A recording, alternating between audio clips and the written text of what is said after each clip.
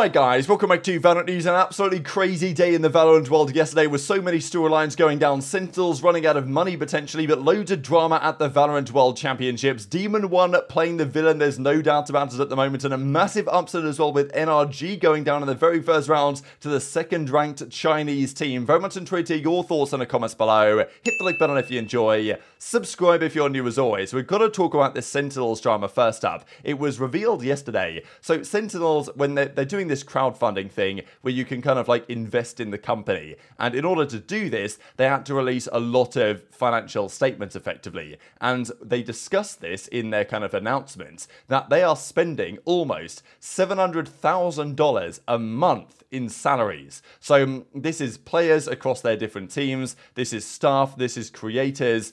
That's a lot of money to be spending. Let's not beat around the bush on that one. And the implication kind of was that if they don't raise this money, they're only going to be able to support this for, a few more months before things go haywire. And these are just some of the financials. Now, this is stuff they had to confirm, they had to reveal this stuff, and it doesn't necessarily show the full picture. That's certainly what the CEO then came out and said later in the day and said, look, this isn't the whole story. There's more to this. And even Marco from M80 says people shouldn't read too much into these mandatory investor disclosures. These are the risks they are obligated to disclose, similar to what you read in the FaZe quarterly reports that are always gone over with a fine tooth and comb by Twitter legal analysts. Nothing here says that Sentinels can't get access to as much capital as it needs to continue to operate if they choose to pull those levers. They could, and probably do, have numerous sources to access to continue to operate. So not much to see here in his opinion, which is interesting stuff. And there has been some questions, right? If Sentinels are burning so much money, was it the correct decision by Riot to include them if they didn't believe that they actually had the sources to ensure that they could maintain this in the medium to longer term with, they're not quite a complexity, an organization that's been around for a very long time and has, all things considered, a pretty stable financial structure. Or even Optic Gaming, for example, who are now bankrolled in some part by Envy and merged with them a few years ago now, and, they could have been a good option, right? But of course they weren't selected for the Partnership League, so either that was a mistake by Riot to choose Sentinels, and it's going to go terribly wrong in the coming months, or it's plausible that they actually did make the right call. Now, I don't think that it's a surprise, though, to say that many teams, I'm sure including Sentinels and certainly including 100 Thieves, because they've been straight up about this, are expected to downsize their operations in Valorant. The salaries just cost too much, and it's really difficult to find a way to actually make that work. And as George Geddes says, and this is happening in other esports as well, an impending market correction for salaries is coming. Most players will be earning less in North America next year in 2024. I don't think there's any surprises about this. The teams do need to cut their salaries. There's no doubt as far as I'm concerned if they want to make this sustainable. 100 Thieves have been very forthright about it and saying that, yes, we need to, and that's what we're going to do. And other organizations might do the same, so maybe it won't force 100 Thieves to have a, uncompetitive roster if all the other teams are also lowering salaries as well. Now, before we get into Valorant Champions, we've got to talk about this drama from yesterday, and I thought this was incredible. Look, my esports background is mainly in Call of Duty, so on that side of things, we enjoy the trash talk, we enjoy the entertainment, and different esports have different perspectives on this, and different cultures do. But I've got to say, I thought this was just embarrassing, to be honest, and I know that Commend was getting clowned for this on Twitter, and there was a lot of reaction to it, but as he tweets out yesterday, I think Demon1 is an insane player, but stuff like this makes me not want to support him and EG. I know they don't care, but I'm curious to hear what you guys prefer, humble players, or trash talk / ego type players, which is a great copy pasta, I think, that will survive for quite some time. As far as I'm concerned in esports, you need a bit of both. I wouldn't care about watching Valorant or any esport if the players were all emotionless robots. And you can say, oh, they should be more like Boaster and all this. And sure, Boaster, I like his personality. He's got his thing going on. But if everyone was like Boaster, it'd get boring.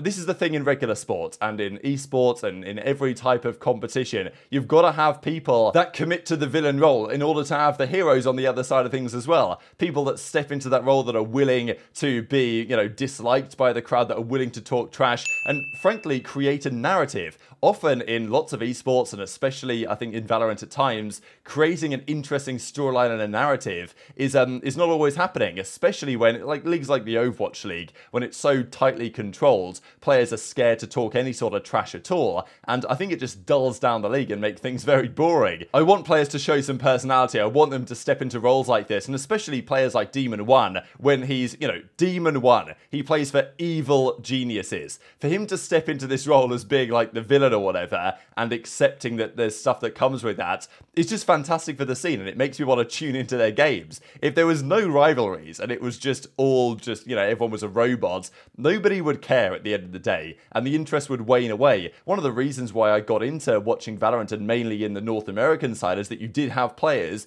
especially on the Sentinels days and others, with a lot of interesting personalities. There were rivalries, there were storylines, and if that dies out, then, you know, a lot of people will just straight up lose interest, and there's no interesting narratives being woven in the sport. So, you know, Dapper says, please save esports. Why do people think like this? And, I mean, I think this is in part necessary to make the scene entertaining. And it's good to see that it's having the desired effect as far as I'm concerned, because, you know, lots of players are starting to talk trash and shoot bodies, and there's loads of great rivalries and storylines at this event right now, which wouldn't be the case if everyone decided just to not say anything. Like Vix, for example, Busio made the comment a while ago now that China will never be better than North America in Valorant, and guess what happens to their rivals in the first series? They play against the second-ranked BLG team, of course, from China, and this was remarkable. NRG just didn't turn up this series. They lost game one, and they got thrown off, it seems, by Huzi. Like, Huzi is a great player, for sure, and we saw that before this tournament even began, what he was doing in the qualifier in the Chinese region.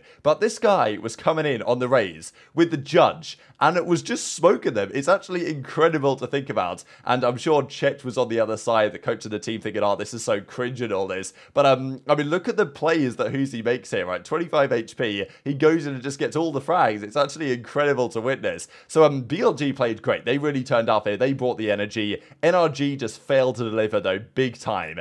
And it's not the first time that we have seen NRG, or let's say the Optic Core in previous tournaments, start slow and then bring it back to go on to win. So I still think they can, but man, that is not what they would have been looking for at all. And as Busio says, just completely roasting these guys, yo NRG, what are you guys doing? You trying to learn Chinese out there? So I just thought this is hilarious, to be honest. Demon1's here with the replies as well, and we'll see more of that in a second. So as Marv says, and I don't know what's going on with this NRG team, to be honest, but they just don't look particularly composed, and honestly, comparing them to the Optic team, Yay, when he was on form and when he was integrated into that system, was just way more impactful than Artist personally is. It's not just the Yay versus Artist thing, but I think that is part of it. And, you know, Marved, Som's doing great, but, you know, Marved and Yay, like, they would just hard carry all the time, in at least in terms of statistics and clutches and all this. And it just isn't the same with this current iteration of NRG. At least for now, they could turn it around. And also we get this, Huzi comes out after the fact and says, I noticed in the pre-game interview, NRG's duelist Artist said that he doesn't know who's BLG's duelist is. Now the match is over, I want to ask him, do you remember me now? So it's this type of stuff that you just gotta love, don't you? You know, like, this is the thing that creates the narratives, and they might play each other again later in the tournament, and later in the same group potentially that I'm looking forward to. Billy Gaming as well, also after the series victory, fired some shots at EG because of the whole EG versus the Chinese region thing, and said that, well, if EG had Boaster, then maybe they wouldn't have been the runner-ups at Tokyo. So kind of roasting Boostio a little bit, and we'll get onto his reaction to that in a second. A 2-0, like BLG versus NRG. Remarkable scenes. Latest was overtime, actually. It was 14-12. NRG probably feel like they should have won this one. I mean, they won the first half 7-5 and had their chances, but then Split was not even particularly close. 13-8, NRG faked a bit of a comeback, but it just wasn't going to happen. And Huzi dropped 31 frags here, game 2. Like, what a series he had. So, I mean, yeah, talk your trash, son. That's all I'm going to say. Then we get the Fnatic series, and I'm probably going to discuss this in about 30 seconds because, unfortunately, it's just, well, it's not unfortunate in a way. It's brilliant to watch how good these guys are, but it's almost kind of like just, you know what's going to happen before the series has begun. Even Alpha finds himself in a 1 versus 3, still clutches it. The final round, they let the guy get an ace as well. Like, they literally played to let him get the ace just because they knew they were going to win. So, yeah, Zeta just had no answer to the dominance of Fnatic in this series. 2-0 in a heartbeat. Alpha goes 45-17. Like, this team is so ridiculously good, man. 13-5, 13-6, and it was over. So, you can always rely on Fnatic to, you know, get you back on schedule if things are running a little bit behind. So they move on, no problem at all. And then we get EG versus FIT Esports. Another great series here. And Demon1 came into his own at this point. I mean, look at this of Demon1 here when he gets all the kills on this side of the map. And then he goes on to shoot even more bodies. Like, yeah, the final player goes to Chal as well. He takes him down, starts shooting bodies. The crowd is going wild. It's incredible stuff. And in the end, EG get the job done on the bind. And this was the immediate reaction from Demon1 after the series win. Now, here's the thing. Speaking of shooting, you've been shooting a lot of bodies lately, buddy.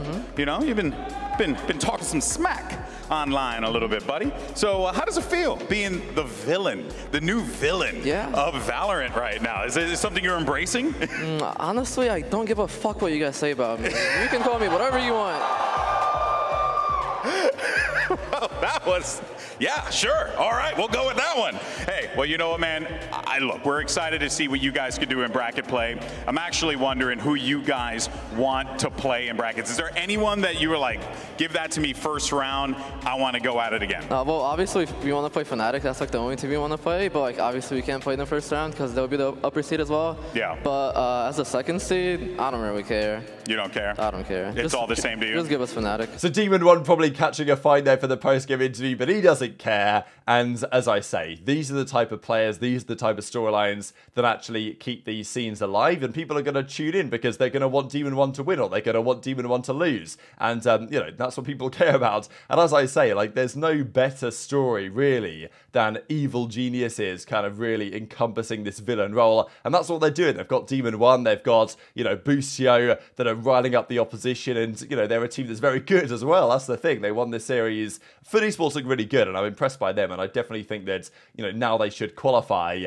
in whatever game they play in the loser side of this bracket. But still, EG are a contender. They've qualified now again to bracket play. They will probably make a decent run here again. And, you know, all the way, there'll be people tuning in to, you know, see these players win or see these players lose. Because if players are robots, nobody cares about them either way. And he's not just doing this in-game and in the post-game interviews and then being all, you know, lovey-dovey on Twitter. This account here, Lila Valorant or whatever, says Demon1 isn't good enough to be doing all this. And then Demon1 drops the follows you lol. So, you know, just absolutely fantastic stuff here. And even to add you know, a further thing into the mix, so we saw a second ago that BLG Knight had said that, oh, if EG had Boaster at Champions, they on a previous event to Masasoko, they might have won the whole thing. And Boostio says, I don't even know who that kid is, so the comments don't really matter. We'll see if they make it out of groups. Good luck. So I mean, man, I am ready for these upcoming games, and I really hope that we get Edward Gaming get through their group and we get EG versus one of the Chinese teams. Hopefully it's Edward, and